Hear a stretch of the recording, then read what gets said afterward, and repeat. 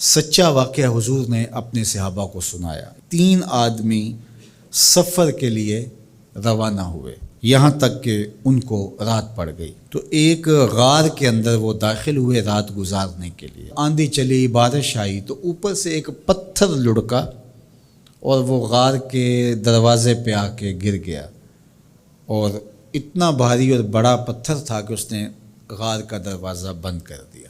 انہوں نے آپس میں بات کی اور کہا، تم اس غار میں پھنس گئے ہو، اب یہاں سے نکل نہیں سکتے مگر یہ کہ تمہارے وہ عمل جو محض اللہ کی رضا کے لیے تم نے کیے ہیں، ان اعمال کا وسیلہ دے کے اللہ سے دعا مانگو۔ ان میں سے ایک آدمی نے کہا، اللہ میرے ماں باپ بوڑھے تھے، اور میں جب بھی بکریاں چرا کر کے آتا تو میں دودھ دو کر کے سب سے پہلے اپنی ماں کو اور اپنے باپ کو پیش کرتا۔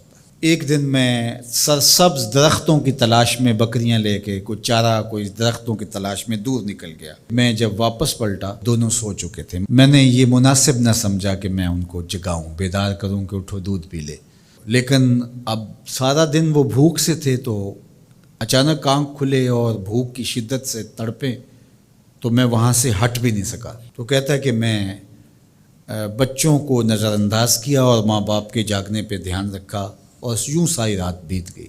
میرے ماں باپ فجر کے وقت جب اٹھے، وہ دودھ ان کو پیش کیا۔ اب یہ عمل پیش کر کے کہتا ہے، اے اللہ اگر یہ میں نے محض تیری رضا کے لیے کیا، تو جانتا ہے میرے دل کو، تو اس پتھر کو ہٹا دے۔ تو پتھر تھوڑا سا سرک گیا، لیکن اتنا نہیں تھا کہ وہاں سے یہ باہر نکل سکے۔ اب دوسرے کی باری آئی، اس نے کہا، اے اللہ میرے چچا کی ایک بیٹی تھی جو مجھے بہت زیادہ محبوب تھی، مرد عورت کے ساتھ جتنی محبت کرتا ہے اس طرح میرا اس کی طرف رجحان قلب تھا، تو میں نے اس کو اپنی خواہش کی تکمیل کے لیے کئی بار کہا، لیکن اس نے کہا کہ یہ نہیں ہو سکتا۔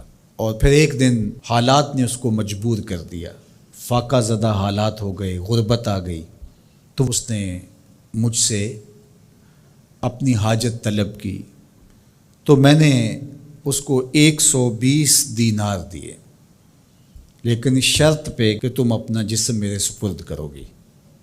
اب مجبوری سے اس نے کہا ٹھیک ہے، لیکن میں نے دیکھا کہ اس کا وجود اللہ کے خوف سے کانپ رہا تھا، اور مجھے کہنے لگی اتق اللہ، اللہ سے ڈر اور اس کی حدوں کو نہ توڑ۔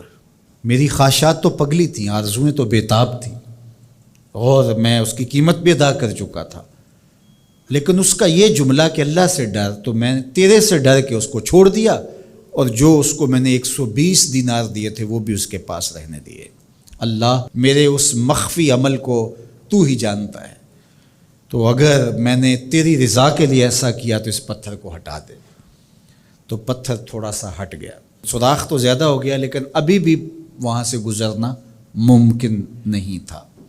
اب تیسرے نے کہا، اے اللہ میں مزدوروں سے کام لے رہا تھا اور ان کی مزدوری میں نے دے دی، ایک مزدور بتائے بغیر چلا گیا، تو میں نے کیا کیا کہ اس کے مزدوری کے پیسے کاروبار میں لگا دیے، کاروبار میں برکت ہوئی، اور بہت زیادہ وہ کاروبار جو اس کی مزدوری سے شروع کیا گیا تھا پھیل گیا۔ تھوڑی سی مزدوری تھی لیکن کاروبار بہت پھیل گیا۔ اب میں اس کے اندر کچھ ایک آنا ٹگا نہیں لیا۔ ایک عرصے کے بعد وہ شخص آیا، اس نے کہا مجھے میری مزدوری دے۔ تو میں نے کہا یہ بکریاں، یہ بھیڑیں، یہ اونٹ، یہ غلام، یہ نوکر چاکر، یہ سب کچھ ہے، یہ تیری مزدوری ہے۔ تو اس نے کہا میرے ساتھ مذاق نہ کر، میں تو مزدوری کے وہ چند جو لینے آیا ہوں اور آپ کہتے ہیں یہ سب کچھ تیرا ہے۔ تو اس نے ساری صورتحال بتائی، تو اس نے وہ ساری بکریاں، وہ سارے اونٹ، ساری گائے اور سارے غلام ہانکے اور چل دیا۔ کہا اے اللہ اگر یہ عمل میں نے تجھے راضی کرنے کے لیے کیا تھا تو پتھر کو ہٹا دے۔ تو حضور نے فرمایا وہ پتھر ہٹ گیا اور یہ چلتے ہوئے باہر آ گئے۔ جب اللہ کی رضا کے لیے کام کیے تو مشکلوں سے نکلنے کے راستے ملتے۔ ایک روایت میں آتا ہے جو آسانی کے وقت اللہ کو فراموش نہیں کرتا، اوکھے ویلے اللہ اس کو فراموش نہیں کرتا۔ ہم تو کسی مصیبت میں پھنسے تو چالاکیاں کرتے ہیں، کوئی چالاکی، کوئی مکر کہ اس سے نکلیں، تو مصیبت میں پھنسیں تو دعا کے لیے ہاتھ پھیلا لیں اور اچھے اعمال کا اللہ کی بارگاہ میں وسیلہ پیش کریں. تو زندگی میں ایسا ذخیرہ اعمال کا جمع کرو کہ جب